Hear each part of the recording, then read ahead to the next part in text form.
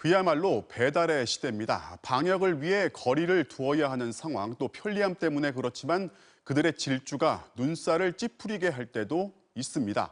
저희는 배달 오토바이가 폭주하는 실태, 그리고 이들이 폭주를 할 수밖에 없는 사정, 이 두 현장을 취재했습니다. 배달 오토바이 단속 현장부터 손하늘 기자가 취재했습니다.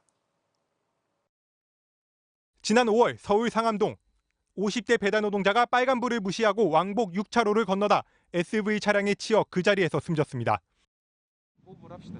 석 달 뒤 다시 찾아간 사고 현장. 1분도 채 안 돼 배달 오토바이 한 대가 버젓이 신호 위반을 하더니 횡단보도를 건너는 보행자 앞으로 지나갑니다. 아무 데서나 유턴은 기본. 오토바이 통행이 금지된 횡단보도로 사람들과 함께 길을 건너고 아예 대놓고 인도 위를 달려갑니다. 취재진이 지켜본 30분 동안 신호 위반 11건, 인도주행 8건, 횡단보도 통행 4건, 불법 유턴과 중앙선 침범 5건 등 모두 28건의 위반 사항이 포착됐습니다. 1분에 1건 꼴입니다. 갑작스레 새파란 불인데도 그냥 확 지나가는 바람에 너무 깜짝 놀란 적이 몇 번 있어요. 배달 오토바이 사고와 민원이 급증하면서 경찰도 일제 단속에 나섰습니다. 신호가 바뀌자 갑자기 정지선 앞으로 끼어드는 오토바이. 정지선 앞으로 끼어드시면 안 됩니다. 이게 바로 도로교통법 23조 위반입니다. 승용차와 똑같이 생긴 암행 순찰차도 나섰습니다. 좁은 골목에서도 시속 80km가 넘게 달리는 오토바이. 너무 빨라 추격에 실패합니다. 한 오토바이는 어린이 보호구역에서 신호를 3번이나 연달아 위반하고 빨간불에 두개 썼습니다. 또 다른 운전자는 빨간불에 불법 좌회전을 합니다. 이게 좀 급하셨어요? 큰 사고를 시키는데 그렇게 잘... 네, 죄송합니다. 배달하고 있습니다. 경기 북부의 경우 오토바이 위반 단속 건수는 지난 3월 129건에서 지난 7월엔 492건으로 4배 가까이 폭증했습니다. 주로 이제 식사 시간 전후로 해가지고 물론 시간이라든지 건수에 쪼달리다 보니까 위반들을 많이 하고 계시는데 신호점 잘 좀 지켜줬으면. 도로의 위험한 무법자라고 손가락질 받는 배달 오토바이. 그런데 이 오토바이를 운전해야 하는 노동자의 입장은 어떨까요? 그들은 왜 무법 운전을 해야 하는 건지, 폭증한 배달 시장의 모습은 어떤지 직접 따라가 봤습니다. 사무실과 아파트가 함께 모인 신도시. 점심시간에 배달 오토바이가 출발합니다. 출발과 동시에 신호를 위반하며 사라져 쫓아가기도 어렵습니다. 12차로 도로에서 줄줄이 신호를 어기고 차들 사이를 요리조리 가로질러 겨우 도착하지만 돌아오는 말은 늦었다는 독촉입니다. 다른 식당에서 음식을 받은 다음엔 인도까지 가로질러 달립니다. 바로 여기에서 올라오면 바로 올라올 수 있잖아요. 그러니까 되게 급할 때는 이렇게 해요. 엘리베이터를 기다리는 시간도 길게만 느껴집니다. 지금도 한 5분 이상 걸린 것 같은데요. 엘리베이터가 층마다 거의 서요. 여기도 상업용 건물이라 엘베가 많이 막힐 거란 말이에요. 비가 내리면 사람들이 외출을 꺼리면서 주문이 더 늘어납니다. 빗길을 달리면서 확인한 고객의 메시지. 빨리 와달라는 내용입니다. 이런 독촉 문자는 수시로 날아옵니다.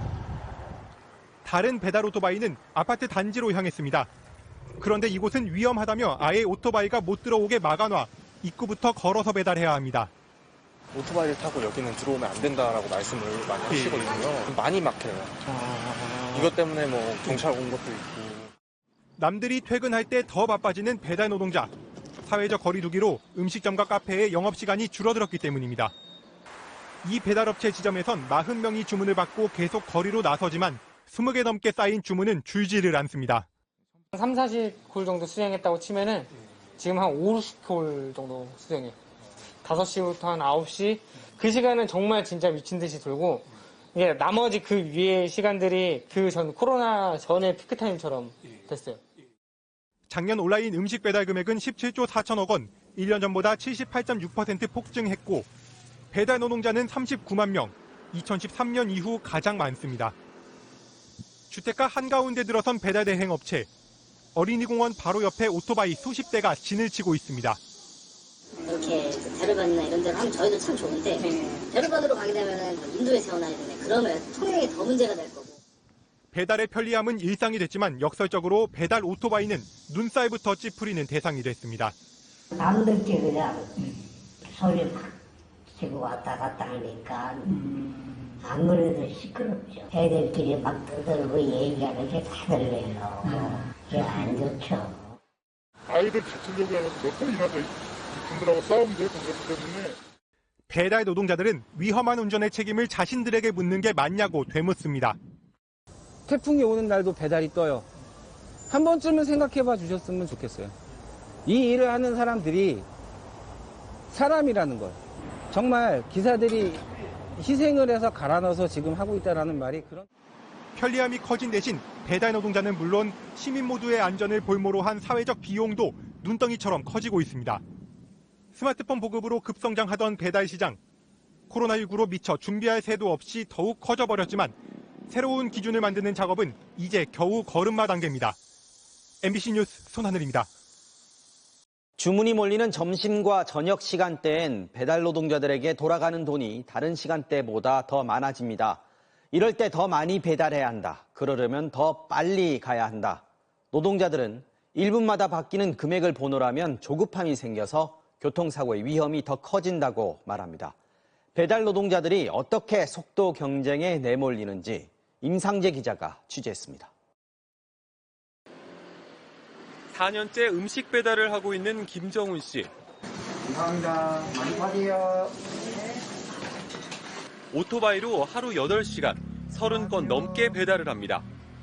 하루 중 가장 바쁠 때는 점심과 저녁, 음식 주문이 몰리는 시간입니다. 바로 그 시간에 배달 수수료가 가장 비쌉니다. 이 시간에 한 건이라도 더 배달해야 합니다.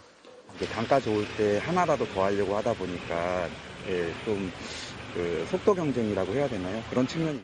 배달 노동자들이 받는 배달 수수료는 인공지능 알고리즘에 따라 하루에도 수십 번씩 변합니다.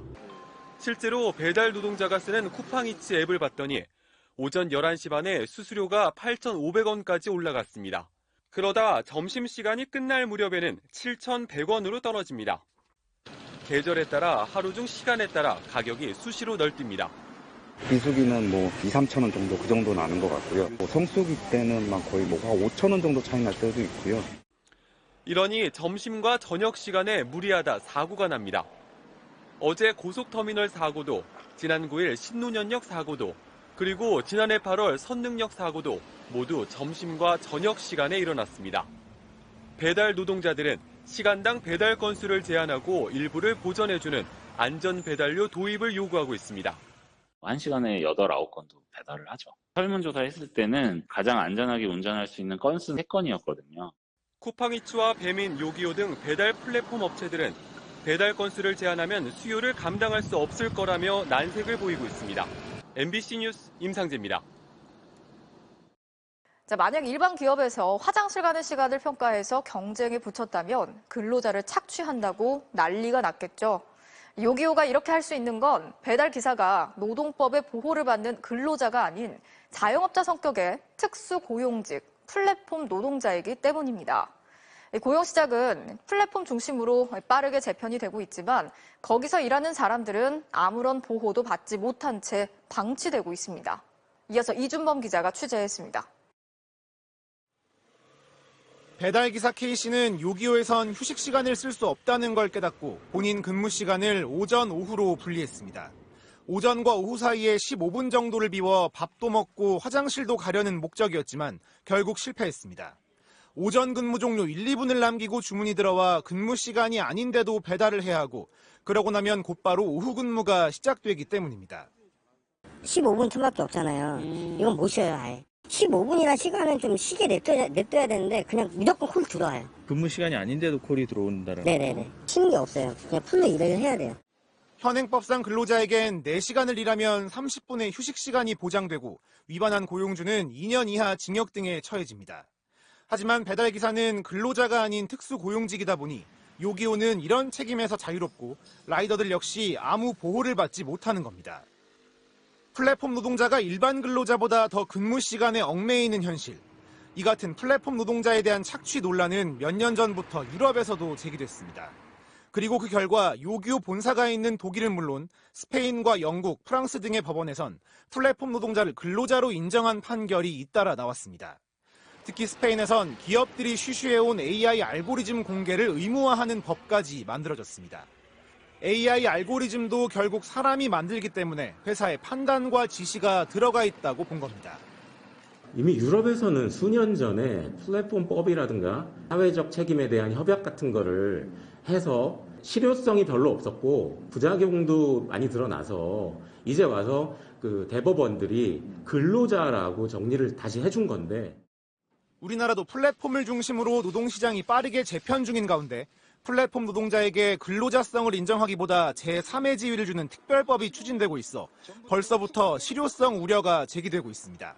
MBC 뉴스 이준범입니다.